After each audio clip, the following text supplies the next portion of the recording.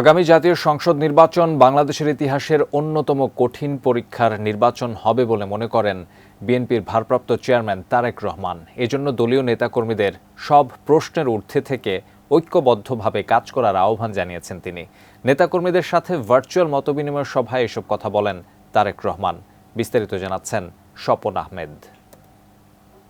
শুক্রবার রাজশাহী বিভাগের সকল জেলার বিএনপি নেতাকর্মীদের সাথে ভার্চুয়াল মতবিনিময় সভা করেন বিএনপির ভারপ্রাপ্ত চেয়ারম্যান তারেক রহমান। এ সময় তিনি নেতাকর্মীদের সাথে বিভিন্ন বিষয় নিয়ে আলোচনা করেন। সুস্বাদু বাদাম, তিল আর স্বাস্থ্যকর গ্লুকোজ সব মিলিয়ে প্রাণ পিনাট বার। স্মার্ট কিছু খাও। নেতাকর্মীদের উদ্দেশ্যে তারেক রহমান বলেন, আগামী নির্বাচন হবে একটি কঠিন পরীক্ষার নির্বাচন।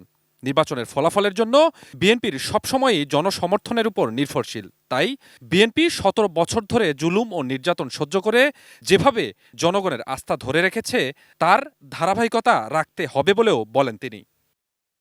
এছাড়াও দলের নেতাকর্মীদের উদ্দেশ্যে বিএনপির ভারপ্রাপ্ত চেয়ারম্যান বলেন, এমন কোনো কাজ করা যাবে না যা জনগণের আস্থা নষ্ট করে।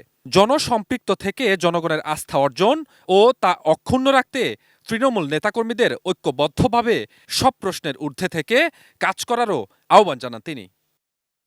এর আগে গত ২৯শে আগস্ট বগুড়া জেলা বিএনপির নেতাকর্মীদের সাথেও ভার্চুয়াল মতবিনিময় সভা করেন বিএনপির ভারপ্রাপ্ত চেয়ারম্যান তারেক রহমান।